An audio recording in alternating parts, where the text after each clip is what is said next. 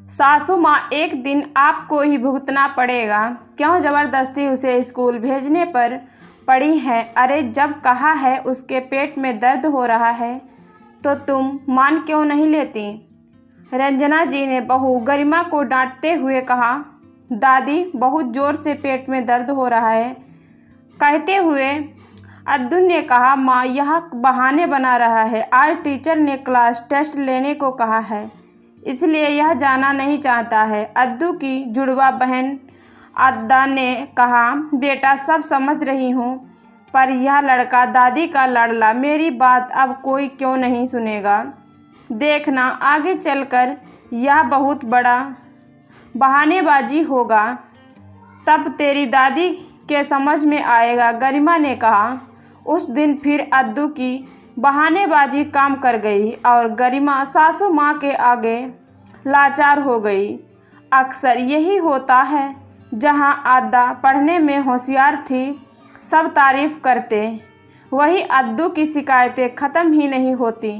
देवेश भी माँ को कई बार समझा चुके कि अद्दू की बहानेबाजी एक दिन उस पर ही भारी पड़ जाएगी, पर वह किसी की ना सुनती। अद्दू इसी शय में जैसे तैसे की घसट कर पास होता रहा, वही आधा हमेशा अव्वल आती रही। बड़े होकर दोनों ने अलग अलग कंपनी में नौकरी कर ली।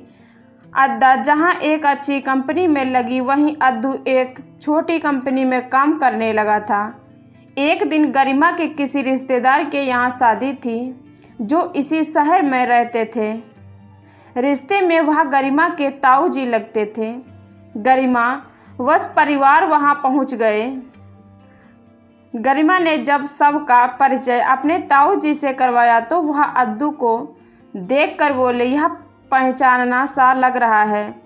क्या कहते हो बेटा? उन्होंने अद्दू जी से पूछा। ताऊ जी, यह अभी अभी एक कंपनी में नौकरी पर लगा है, KMC कंपनी, गरिमा ने बताया। अद्दू, मतलब आदित्य नाम है तुम्हारा? ओहो, यह तुम्हारा बेटा है? ताऊ जी आश्चर्य से पूछे। जी ताऊ जी। क्यों, क्या हुआ? गरिमा हैरान हो गई। पूछी, क्या बोलूं गुरु, यह तेरा बेटा है? मैं तो सोच भी नहीं सकता। यह लड़का मेरी कंपनी में ही तो काम करता है। सब इसकी बहानेबाजी से परेशान हैं। मैं तो अगले महीने इसे हटाने वाला था। कभी कोई काम पूरा नहीं करता, पता है, हमेशा कहकर छुट्टी कर जाता है। मेरी माँ अस्पताल में है। कुछ दिन पहले इसने यह कहा कि मेरी दादी चल बसी। अब बताओ कोई कैसे ना माने। ताऊ जी ने सबके सामने यह कह दिया। अद्दू सिर झुकाए खड़ा था। गरिमा का पूरा परिवार शर्मिंदगी महसूस कर रहा था। गरिमा की सास माँ के पैरों तले जमीन खिसक गई। जिस पोते की बहानेबाजी पर पर्दा डालकर वह सबसे बचा लिया करती थी, वह उनके ही मरने के बहाने कर छुट्टी ले घर फिर रहा है। गरिमा ज़्यादा देर वहाँ न रुक सकी। ताऊ जी से माफ़ी मांगकर घर आ गई। देख लिया ना माँ, तुम्हारे लाडले के बहाने पर आप हर बार उनकी तारीफ करती रहीं और इस लड़के ने आपको ही जीते जी। गरिमा गुस्से में तिल मिलाने लगी थी। माँ हमेशा आपसे कहता था, अद्दू की बहानेबाजी एक दिन भारी पड़ जाएगी। अब और कुछ देखना बाकी रह गया है क्या? देवेश फिर माँ को सुनाने लगा। हाँ बेटा, देख रही हूँ, आज आंखों पर से पर्दा हट गया। आज के बाद अद्दू की किसी बात पर कोई विश्वास नहीं करेगा। देख लिया, तू जिस दादी ने हमेशा तेरा साथ दिया, तूने उसे ही जीते जी मार दिया। अब मैं चाह कर भी कभी तेरी किसी सच्ची बात पर भी यकीन नहीं करूँगी। बेटा, यह दिन देखने से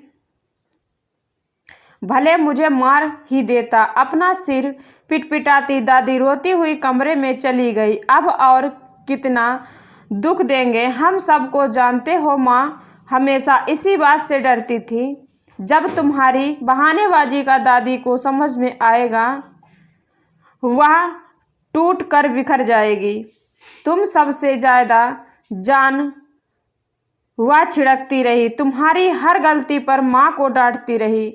माँ अकेले में रोती थी, मैं क्यों कि मेरा बेटा इस बहानेबाजी से दूर हो, पर दादी के आगे वह भी बेबस हो जाती रही। और आज जो हुआ वह तुम्हारी हर सीमा पार कर चुका है।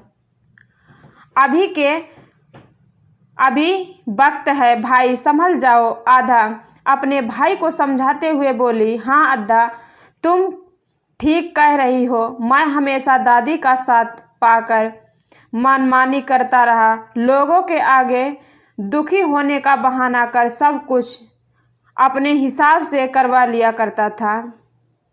पर कहाँ पता था एक दिन मेरी बहानेबाजी मुझे ही फंसा देगी। तुम ही बताओ ना, क्या करूं? मम्मी पापा और दादी सब मुझसे नाराज हैं। इस बार सच में अद्दू की आंखों में आंसू छलक आए थे। तुम कान पकड़कर सबसे माफ़ी मांगो और आज के बाद कभी बहानेबाजी नहीं करेंगे, या प्रॉमिस करें। आदा ने उसे चुप कराते हुए कहा। अद्दू आज पूरे परिवार के सामने गलत साबित हो चुका था, शर्मिंदा भी था। जिस दादी ने उसे हर समय सहयोग किया, आज वह भी उससे नाराज हो गई थी। उसने सबसे माफ़ी मांगी और वादा किया आज के बाद कभी बहानेबाजी नहीं करेगा। वह अब समय पर ऑफिस जाने लगा, वक्त पर काम ख़त्म करके आने लगा। उसके बदले व्यवहार से ऑफिस स्टाफ भी आश्चर्यचकित थे। गरिमा के ताऊ जी अद्दू को बोलकर बात किया करते थे ताकि सही जानकारी प्राप्त कर सकें। अब सब ठीक होने लगा था। अद्दू के व्यवहार में आए बदलाव से जो सबसे ज़्यादा खुशी थी वह थी गरिमा, जो हमेशा से ऐसे ही बेटा चाहती थी। बहुत बच्चे बहानेबाजी करते हैं, पर कुछ बड़े होकर भी उसे छोड़ नहीं पाते। कभी भी परिस्थितियां ऐसी हो जाती हैं कि आदमी सबके सामने मजाक का या शर्मिंदगी का पात्र बन जाता है। इसलिए बचपन में ही आदत को छुड़ा देना चाहिए। यह अद्दू की दादी के आगे किसी की ना चली, इसलिए वह बड़े होकर भी बहानेबाजी से बाज न आया। पर अगर आपके आसपास ऐसा हो तो उसे वक्त रहते रोक दें। यह रचना पसंद आई हो तो लाइक शेयर कमेंट ज़रूर करें। चैनल पर नए हैं तो सब्सक्राइब ज़रूर करें। धन्यवाद दोस्तों, फिर मिलती हूँ नए ब्लॉग के साथ। तब तक के लिए राधे राधे।